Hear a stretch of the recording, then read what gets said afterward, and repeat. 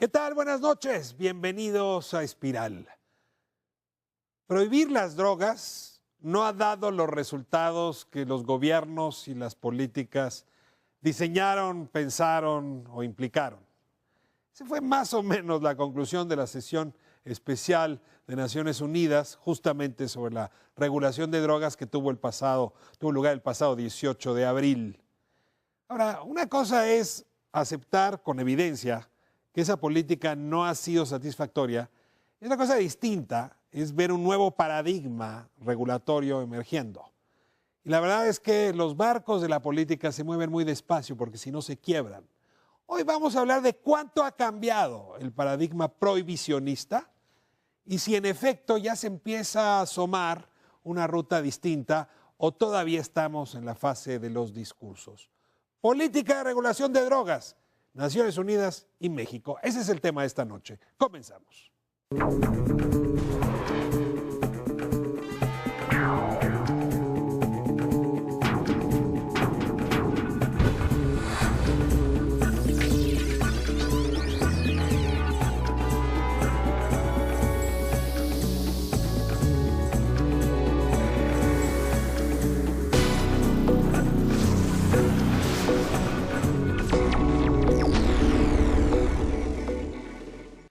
Abrimos nuestra conversación prometida sobre las políticas de regulación respecto a las drogas y tengo, la verdad es que un panel al que respeto, tendría que decir al que escucho con cuidado para entender este tema. Les agradezco mucho que estén aquí y bueno, les doy como esta edición la palabra para que ustedes mismos se presenten. Comenzamos con Sara Snap. Hola, muchas gracias por la invitación. Soy Sara Snap, soy representante de la Comisión Global de Política de Drogas, que es un grupo de expresidentes, personas de alto nivel que se quieren pronunciar e influir en el tema de política de drogas. Y yo entré en este tema porque he visto los grandes costos y los daños de la política actual y en general creo que la política ha hecho más daño que las drogas en sí mismas. Entonces creo que es posible encontrar mejores políticas que no hacen tanto daño en nuestro país y en toda América Latina. Te agradezco muchísimo por estar aquí. Bienvenida nuevamente a Jorge Javier Romero. Qué gusto, Jorge. Bueno, pues soy Jorge Javier Romero. Actualmente estoy como profesor invitado en el programa de política de drogas del CIDE. Fui presidente del colectivo por una política integral hacia las drogas y he estado pues atento al tema de política de drogas desde la política y desde la academia desde hace más de 16 años, ¿no?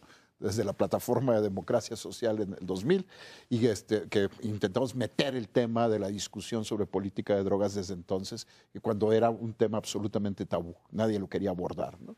Entonces, creo yo que este es un asunto que es crucial en la vida política mexicana porque el prohibicionismo ha tenido consecuencias nefastas para la seguridad, para la salud de los consumidores y hay miles de presos simplemente por haber sido consumidores de sustancias. Algunos de ellos, este será tema de la noche, que podrían salir, incluso con las modificaciones que la nueva ley propone.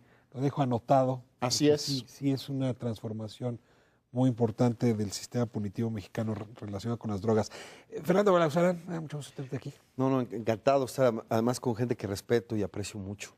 Bueno, en la pasada legislatura, cuando fui diputado, presenté diversas iniciativas para regular la marihuana desde la producción hasta el consumo, pasando por el procesamiento, la distribución, la venta, etc. Digamos, la enchilada completa, ¿no?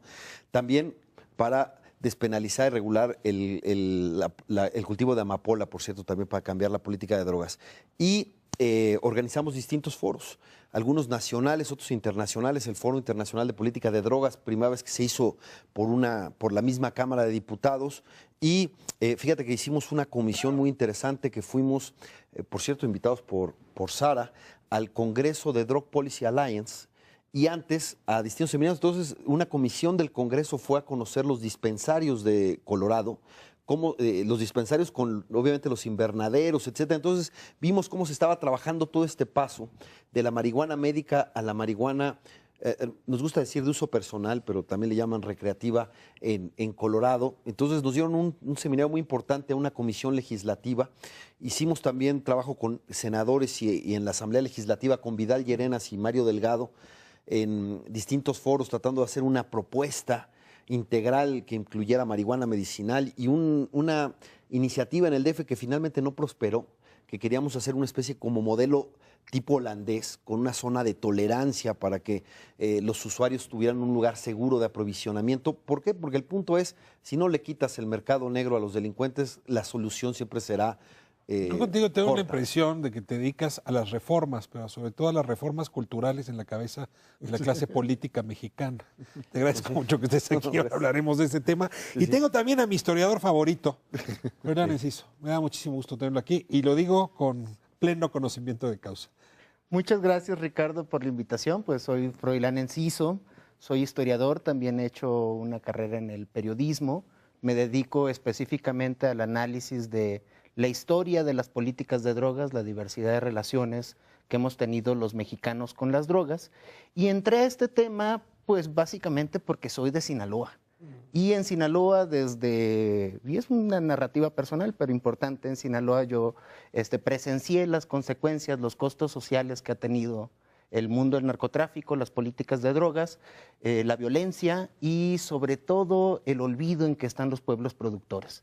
Y es por eso que decidí hacer toda una carrera, un proyecto intelectual para entender estos temas.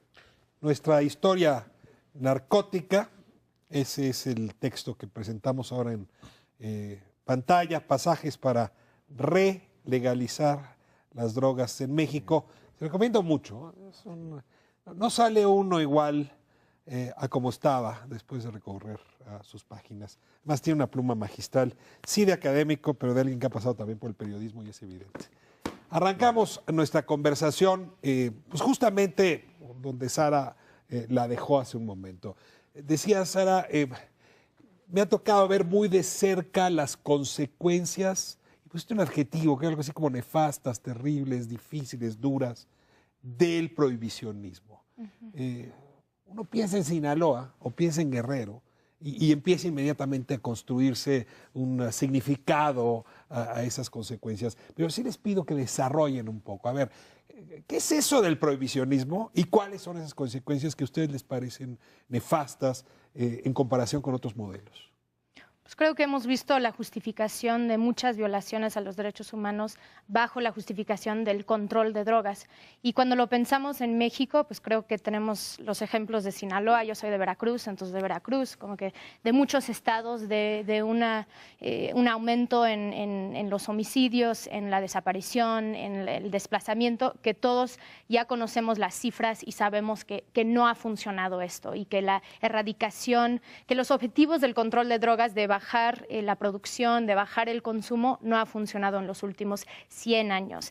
Y a nivel mundial lo que vemos es una justificación para pena de muerte por delitos de drogas en 33 países. Vemos encarcelación masiva en muchos países y que desproporcionalmente afecta a mujeres y grupos indígenas, afrodescendientes. Entonces, por todo el mundo podemos ver que no ha funcionado y que tenemos que cambiar el paradigma. Y solo es en los últimos, yo diría, 5 a 10 años que sí hemos visto jefes de Estado o agencias de Naciones Unidas decir, tenemos que cambiarlo. Esto está impidiendo el desarrollo de las comunidades, la salud, etcétera. Sí. Y hay un tema que es central, es decir, ¿en nombre de qué se hizo el prohibicionismo, por lo menos formalmente? En nombre de la salud, ¿no? Se dice, vamos a proteger la salud de la población y por lo tanto hay que prohibir estas sustancias que son peligrosas. Y cuando uno ve los resultados de la prohibición sobre la salud, se da cuenta que ha sido absolutamente contraproducente la prohibición. La prohibición de las drogas ha generado muchos más problemas de salud que las drogas mismas.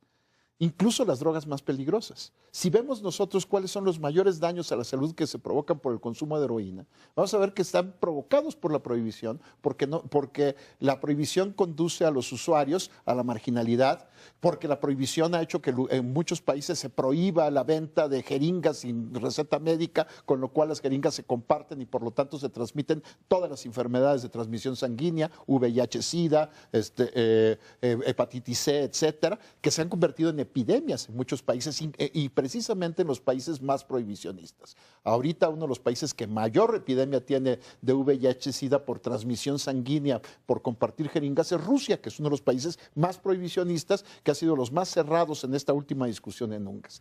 Cuando lo vemos también con las otras sustancias, ¿por qué se muere la gente de sobredosis o por qué se les muere la gente por usar sustancias?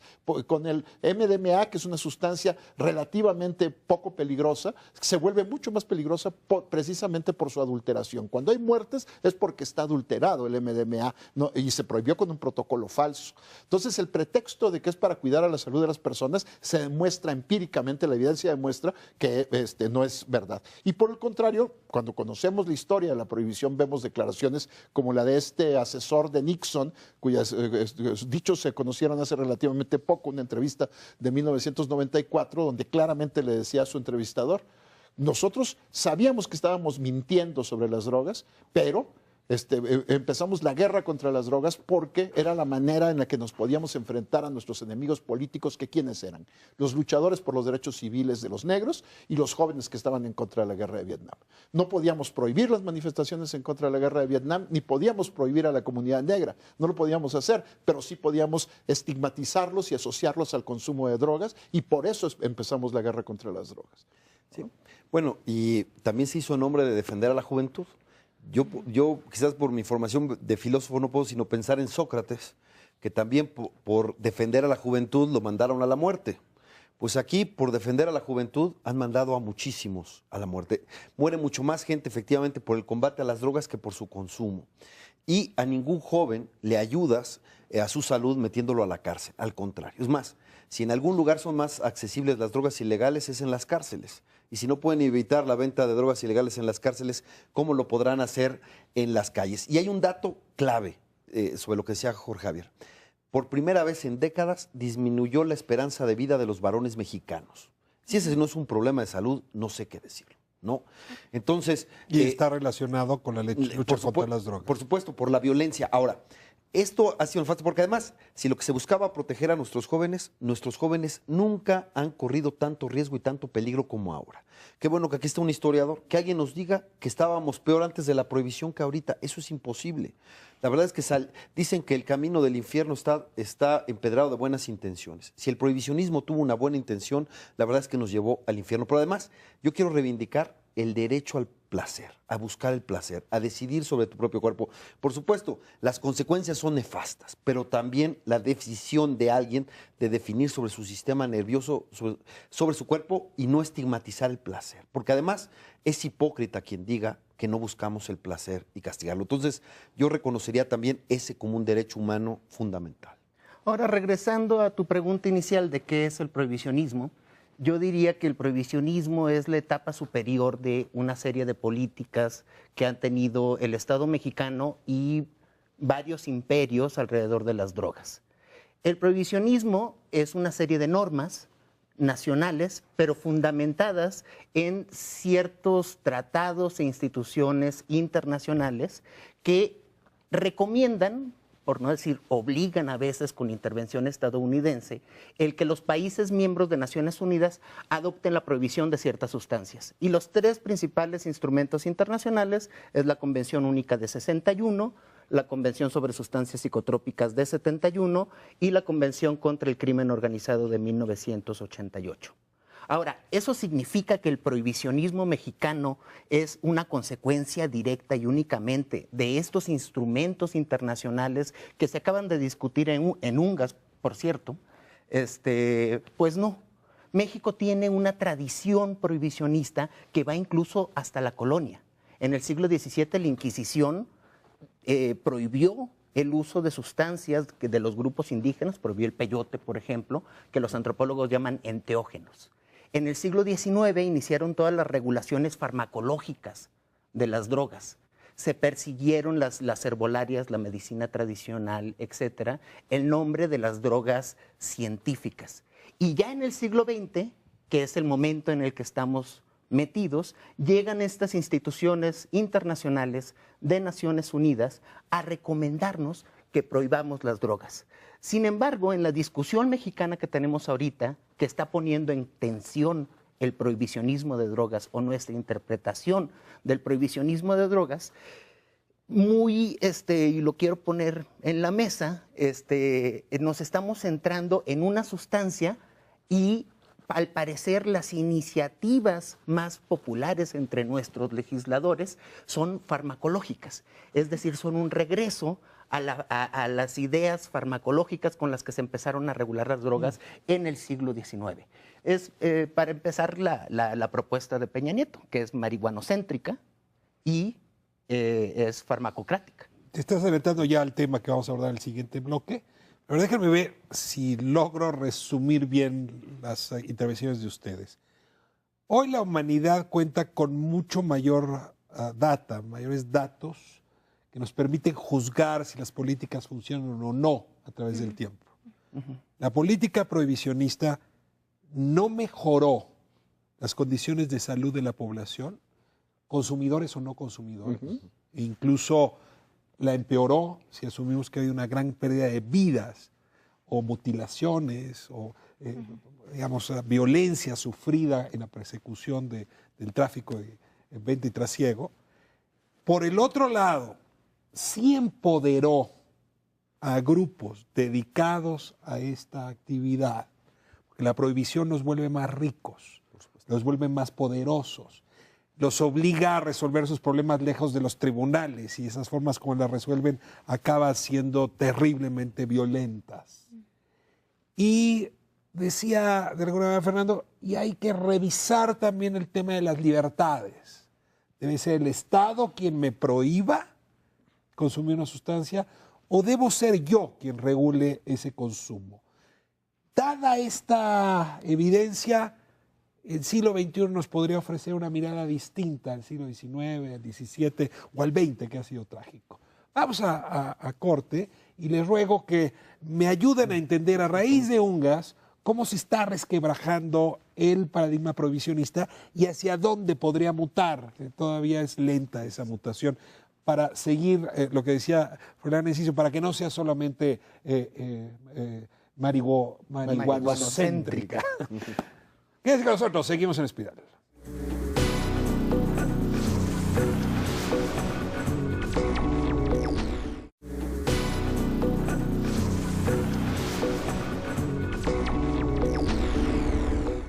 Estamos de vuelta en Espiral hablando de política de regulación sobre drogas y bueno, me dejaron una buena conclusión en el bloque anterior. La evidencia está desmoronando el paradigma prohibicionista. Ahora, de aquí a que ese volcán acaba hundido en el fondo del mar, falta mucho. Entonces quisiera que con ponderación, con sensatez, con balance, me digan qué tanto se está desmoronando, qué tanto la reunión de Ungas, y que nos cuenten un poco cómo se dio el contexto de esta reunión, nos anuncia la llegada de un nuevo paradigma, y si ya tiene nombre, por cierto, ¿no? Bueno, hay una cosa que es muy importante. Efectivamente, si ves los discursos internacionales, pero no solo los discursos internacionales, sino también la reflexión mundial sobre el asunto de las drogas de hace 15 años, lo que encuentras es un consenso enorme, ¿no? En torno a lo que se conoció como el consenso de Viena. Había una coincidencia férrea en torno a que el modelo prohibicionista era el modelo que se debería seguir. Nada más hay que irnos a 1998, la Ungas anterior, ¿no? Sobre drogas. ¿La anterior fue en 98? La anterior fue en 98. ¿De tantos años? Claro, tantos años. Y la siguiente iba a ser en 2019, solo que Guatemala y México y Colombia presionaron para que se adelantara ahora a 2016. Pero la anterior fue en 98. Y la conclusión de la Ungas 98 fue: un mundo libre de drogas, sí podemos lograrlo. Y ahí el consenso era total. ¿Podrías desglosar las siglas Ungas? Ungas en español es Sesión Especial de la Asamblea de Naciones Unidas, ¿no? Eso es un periodo extraordinario de sesiones de la Asamblea General de Naciones Unidas. Su sigla en inglés es United Nations General Assembly Special Session y se le pone el apellido sobre el problema mundial de las drogas. Entonces, la Ungas anterior sobre drogas fue en 98, con este consenso total. Es un mundo libre de drogas. Sí podemos lograrlo. Eso, así salió la consigna. Si vemos, si comparamos toda la discusión previa a Ungas ahora, vemos que ese consenso ya se perdió completamente. Desde antes de 98, por supuesto que ya había lo que yo he llamado en algunos artículos una defección blanda respecto a los tratados. Ya Freud hablaba de cuáles son los 3 tratados, el de 61, que fue el tratado sobre opio, marihuana y cocaína, y era un tratado de fiscalización. Luego en 71, cuando Estados Unidos promueve la guerra contra las drogas, se le suman las sustancias que en ese momento estaban causando escándalo, sobre todo las psicodélicas, ¿no? El LSD y otras sustancias psicoactivas que en ese momento eran escándalo entre las buenas conciencias en Estados Unidos.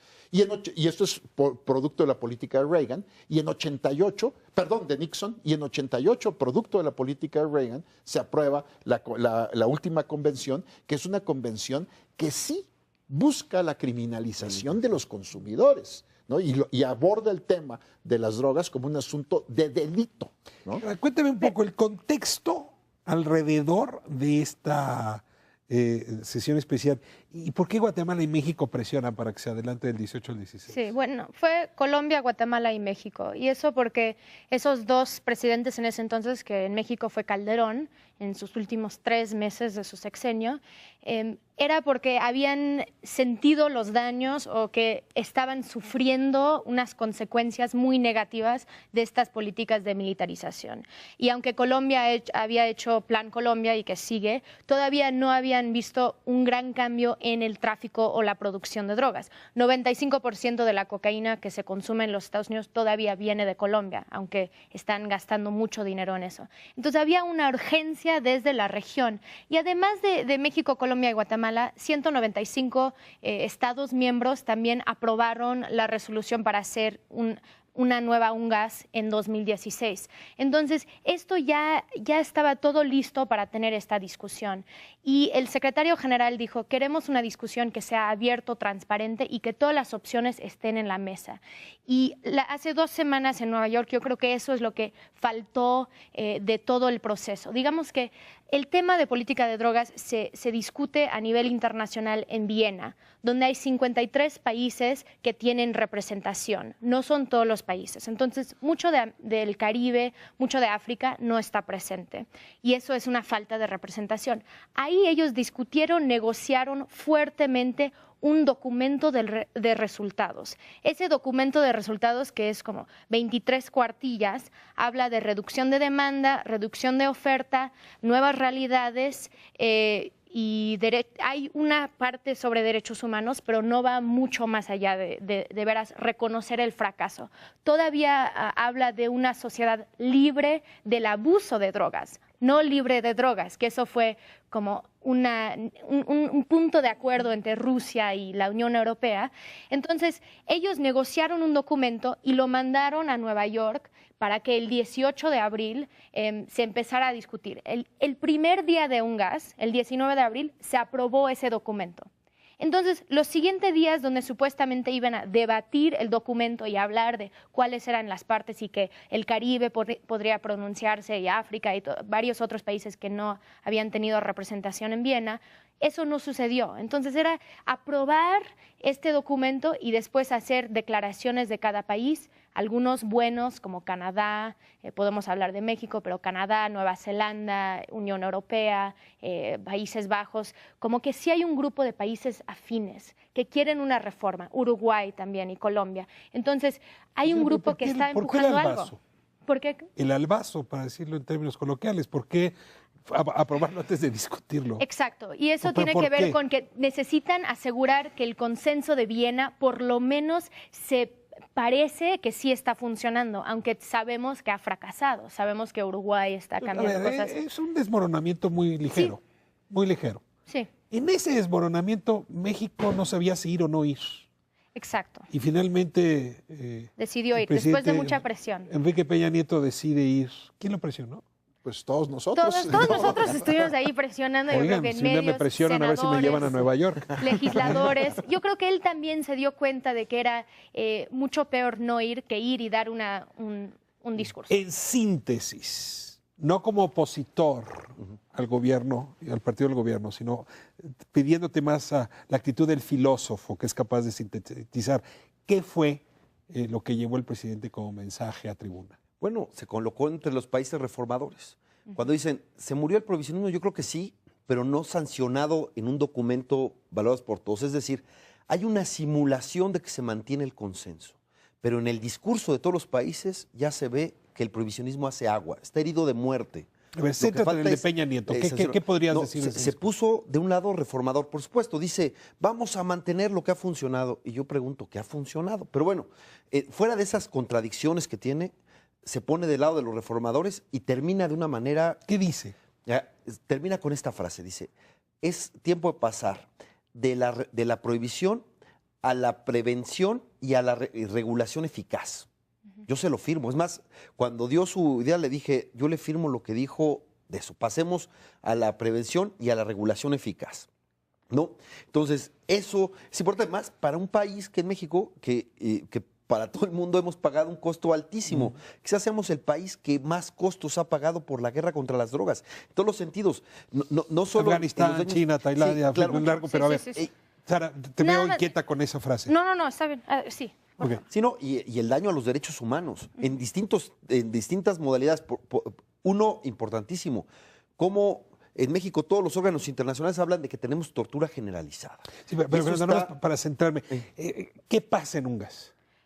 Para poner UNGAS en el centro de nuestro debate. Sí. Él habló de desarrollo, no desarrollo alternativo, sino desarrollo para el país. Él habló de acceso a medicinas controladas. A ver, desarrollo para el país para que las zonas pobres no se dediquen al cultivo. Porque digamos que hay una tensión dentro del tema de drogas, que hay desarrollo sostenible que tiene que ver con los nuevos objetivos, además de desarrollo alternativo que se ha hecho en Colombia, que se ha hecho en Perú, que es lo que es sustituir los cultivos, que sabemos que de verdad eso desarrollo para sustituir cultivos, ¿qué más? Pero no para sustituir, desarrollo completo, comprensivo, acceso a medicinas controladas, que las personas no deberían vivir con dolor.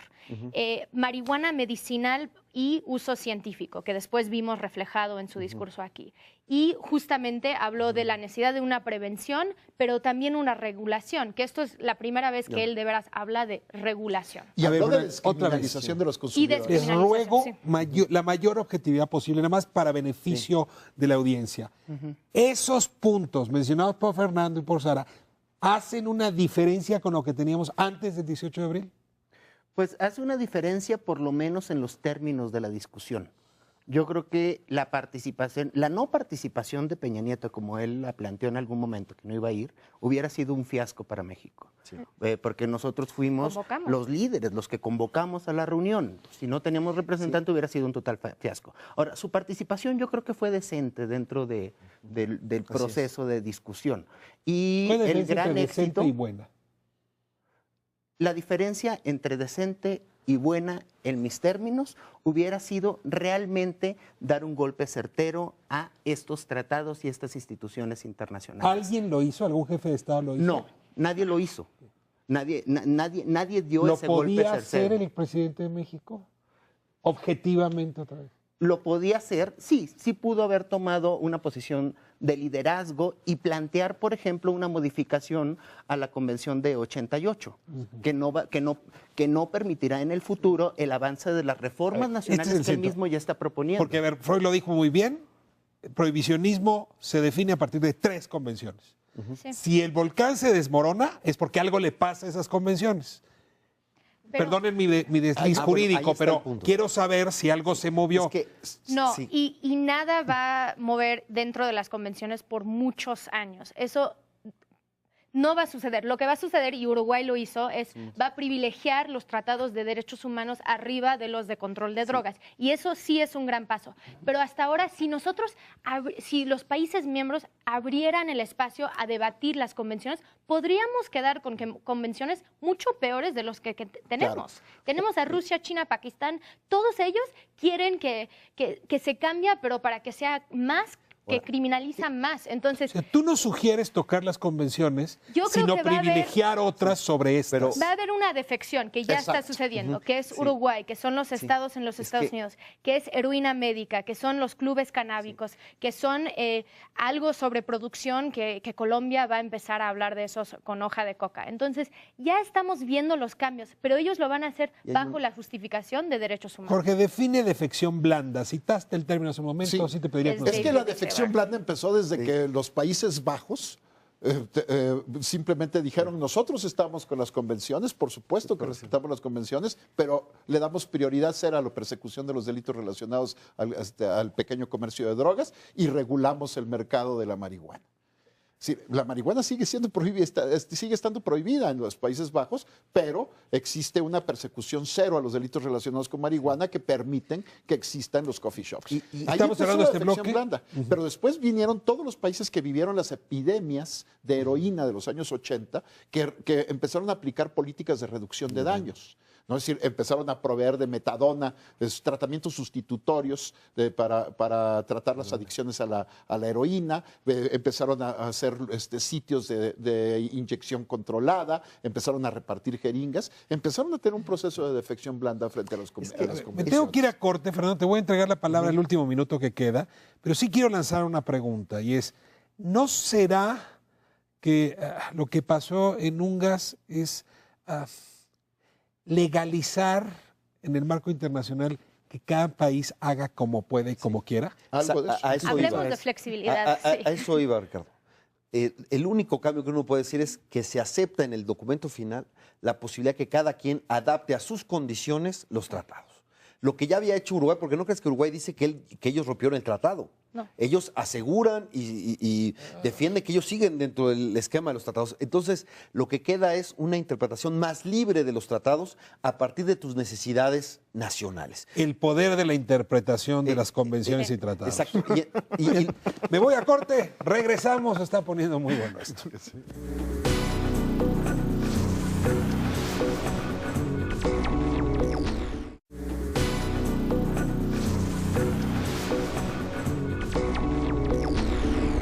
Unas semanas vamos a tener aquí un programa con Julio Ríos. Acaba de sacar un libro extraordinario sobre las fuerzas militares comparadas en América Latina.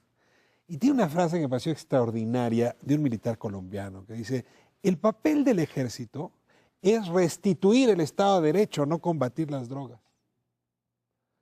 Y me parece que aquí hay un tema de fondo, un poco con lo que están planteando. El papel es proteger los derechos, el papel es proteger, en efecto, las instituciones. Combatir las drogas es un tema subordinado y algo nos ocurrió donde se invirtieron los papeles. Entremos en esa discusión porque la mexicanización de esta discusión sí requiere, quizá con mayor flexibilidad, saber qué importa más y qué importa menos. Este discurso de Enrique Peña Nieto, esta discusión que se está teniendo ahora en el Congreso, la eventual iniciativa que se presentaría en un periodo extraordinario de sesiones, ¿podría llevarnos a cambiar la jerarquía de las prioridades? Bueno, la verdad es que fue más de lo que yo esperaba, lo que propuso Enrique Peña Nieto. Yo creo que primero cuando decide no ir a Ungas, y entonces viene todo el clamor de la opinión pública diciendo, ¿cómo no vas a esto? Y después de que lo propusimos y además los costos que está pagando México, me parece que inclinaron la balanza en el gobierno mexicano hacia presentar algo con sustancia. Pero es menos de lo que necesitamos. Y se quedó corto respecto a lo que ya decidió la Suprema Corte de Justicia de la Nación.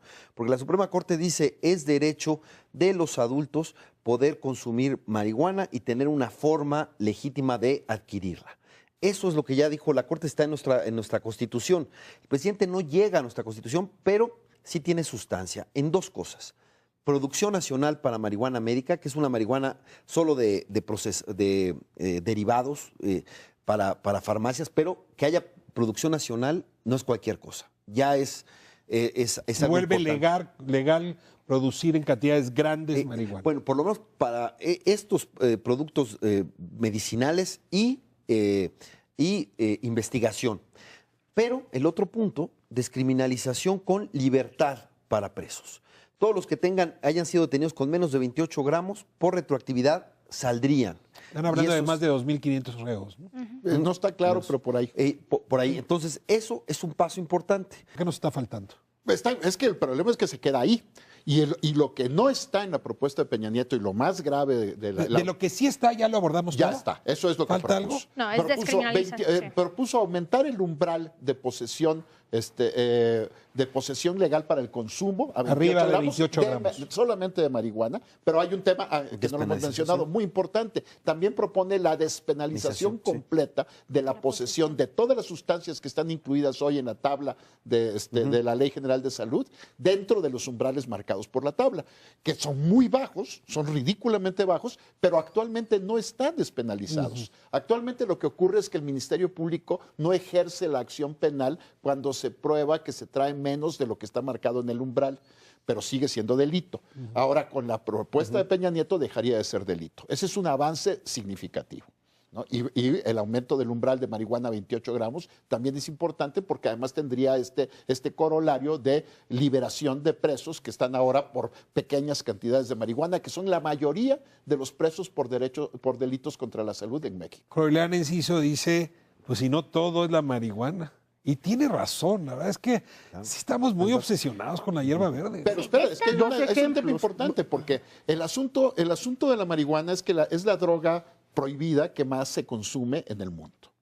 Es la de mayor consumo. Y es una droga... ¿Más que el alcohol? Bueno, no, Ilegal. prohibida. No me la aguanto. No, dije prohibida. Prohibida. Dije Claro, prohibida. perdóname. No, por supuesto, la droga más peligrosa, más riesgosa y de la que más se abusa es el alcohol. Pero de las prohibidas la que más se consume es la marihuana y su peligrosidad relativa es bastante más baja que la del alcohol. Por lo tanto, avanzar en la regulación de la marihuana nos permite ir probando nuevas soluciones en el tema de las drogas que actualmente están prohibidas. O sea, ¿tú estás de acuerdo en que se centre ahorita en marihuana? Yo estoy de acuerdo en empezar por marihuana. ¿Por qué no estás de acuerdo en haberlo centrado ahí? No es que no esté de acuerdo en haberlo centrado ahí. Creo que es un buen comienzo, pero no es necesario. Creo que es un buen comienzo, que estamos yéndonos en el lado correcto, entrando por el consumo de marihuana, que es el lado por el cual entraron los liberales estadounidenses. Y estamos con buenos aliados y nos aliamos con los liberales estadounidenses en este tema. Sin embargo, en términos mexicanos, no es el único tema. En la Ley General de Salud, en la propuesta de Peña Nieto, se mantienen como sustancias sin ningún fin médico y susceptible de persecución, por ejemplo, la psilocibina y la mescalina. Y hay muchísimos indígenas huicholes, por ejemplo, que están en la cárcel por malas interpretaciones de estas leyes, cuando lo único que hicieron fue tener el peyote para sus rituales. Ese es un tema mexicano al que Peña Nieto no entró y al que nadie está entrando. Y, por ejemplo... No entró en su iniciativa, todavía se va a discutir en el Congreso. ¿Tú crees que va a pasar tal cual la mandó el presidente o hay discusión? Yo de eso no tengo la menor idea. O sea, yo no. Sí va a haber... Sara. Bueno, yo nada más quiero regresar un poco al tema de amapola, porque sí es algo importante que en México tenemos producción y al mismo tiempo no tenemos suficiente morfina y opiáceos para uso medicinal, porque hoy en día México es el tercer productor más grande del mundo de amapola ilegal, mientras India y Turquía, pues ellos están produciendo para usos medicinales. Entonces, esto sería una gran oportunidad para México para tener todos estos cultivadores dentro de una economía formal, donde tengan derechos, donde podemos tener impuestos, donde podemos además crear productos que se puede exportar al resto del mundo. Como dice Froilán, hay una cosa de la que no tengo la menor idea y es, para Estados Unidos, tengo la impresión, la marihuana ha dejado de ser tema, Sí. pero el consumo de opio no es tema. No, es muy grande. Es muy grande. Es muy grave todavía. Podrían soltarse nuestros vecinos con respecto al tema de la marihuana, pero ahí no sé. Pero Ricardo, hoy en día 80% del mundo vive en un lugar donde tienen poco o escaso acceso a medicinas como morfina. Entonces también tiene que ver con la mayor... Es como un 0.03% de las personas que les dan morfina que se los generan pregunto una de otra adicción. manera. Ricardo. Sí, ¿Podría el gobierno estadounidense o las fuerzas políticas estadounidenses oponerse a una iniciativa, por ejemplo, de legalización de la producción de amapola? Bueno, es que ya hay 17 o 18 países que la producen legalmente. ¿Por qué México no? Ahora, el 92% de la morfina a nivel internacional se concentra donde vive el 17% de la población.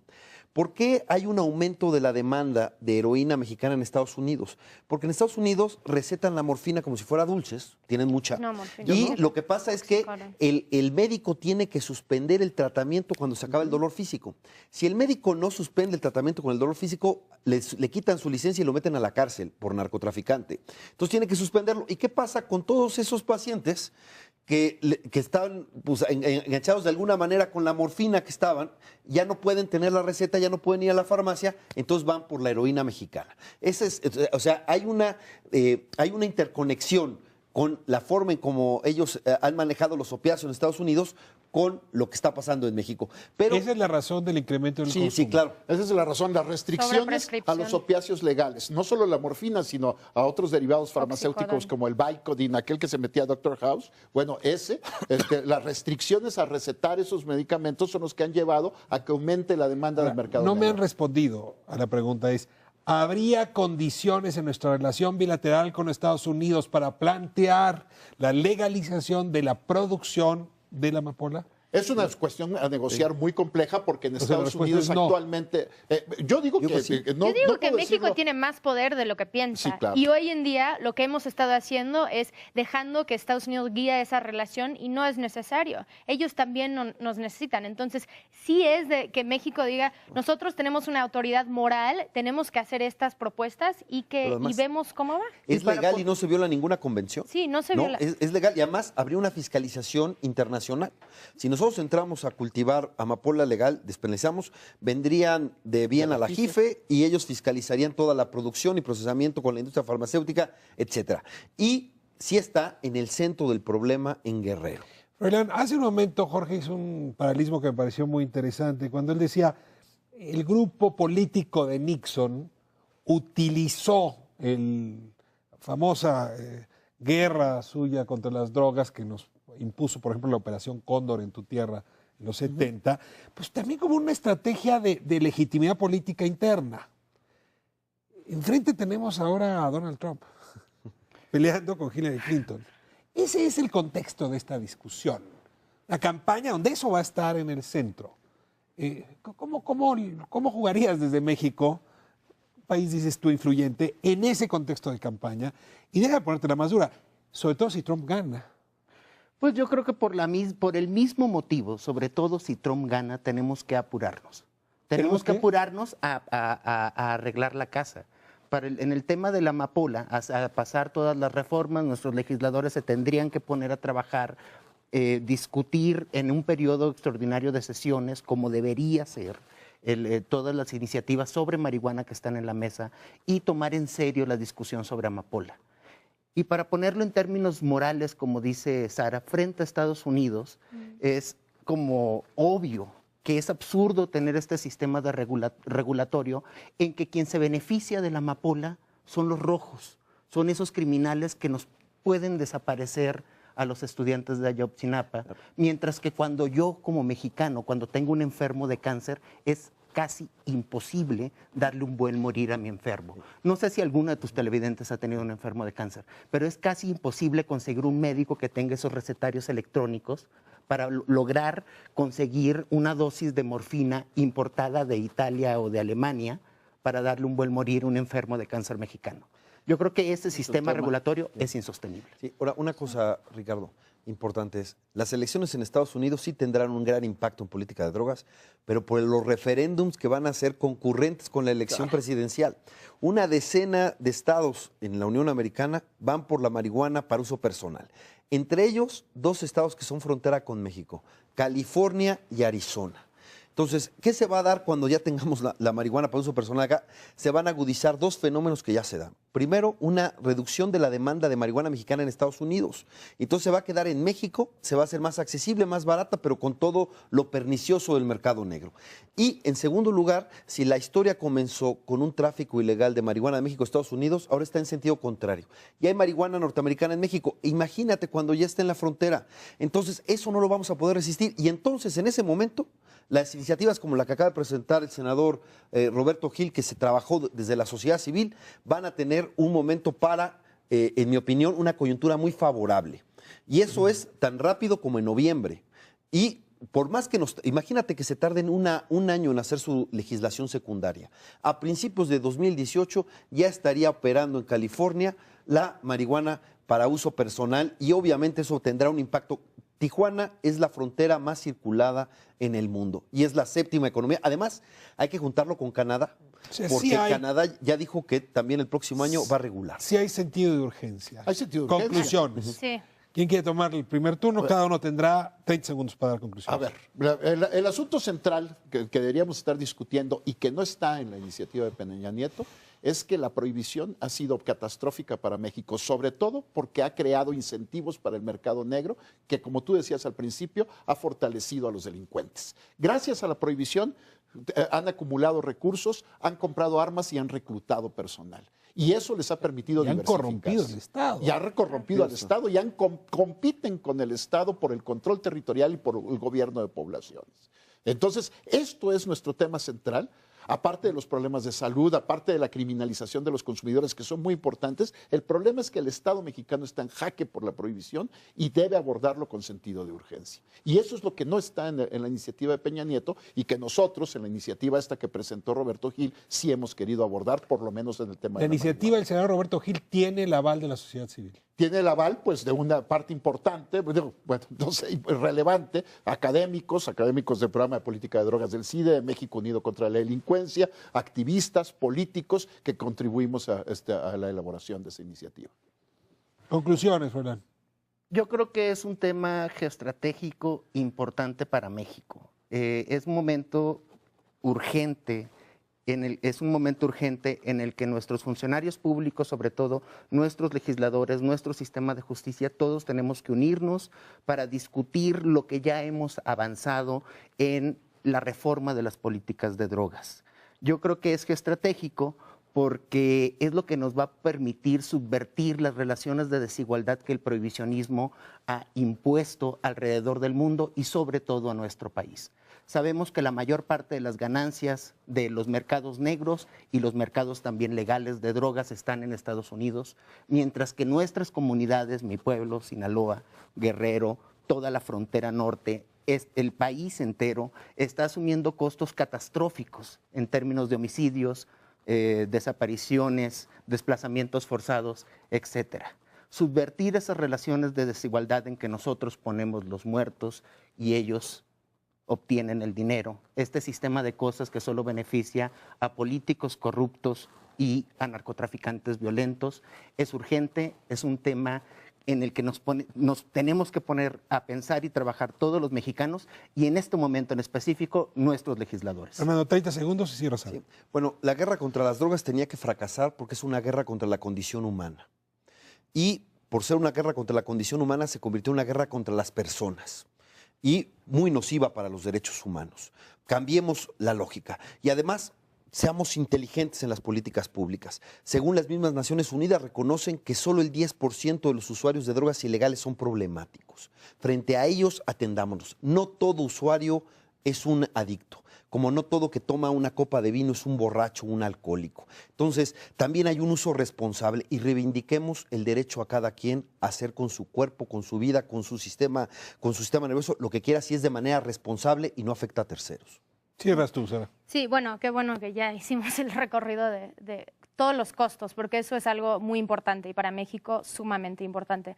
Pero la evidencia ya lo tenemos, entonces ahora es de ver cuáles son los ejemplos internacionales que también ya hemos debatido, hemos tenido foros, miles de foros durante los últimos 5 años aquí en México, entonces todo ya nos está llevando a esto. Tenemos el fallo de la Suprema Corte de la Nación que nos dice que el consumo personal, el cultivo para uso personal de marihuana es permitido para el libre desarrollo de la personalidad, que es lo que dijo Fernando. Entonces, ya tenemos todas estas partes y nada más toca una regulación, toca que el gobierno asume el control, que entiende que ya hay muchos productos, comportamientos que tienen riesgos en la sociedad, pero les ponemos reglas, pedimos identificación, no puedes manejar borracho. Tenemos muchos ejemplos que podemos utilizar para crear una regulación responsable. Pues cierro la conversación agradeciéndole mucho a los participantes en esta mesa. Creo que a lo largo de los 8 años que llevo al frente de este programa hemos hablado varias veces de esta política regulatoria. Sí me quedo con la sensación de que esta mesa ya está muy adelante de la primera que tuve. Si los términos de referencia, la evidencia colocada, los argumentos, no nada más en México, sino en el mundo empiezan a moverse. Ojalá y no sean actos de fe lo que nos lleven a construir el siguiente paradigma, sino discusiones razonadas y razonables.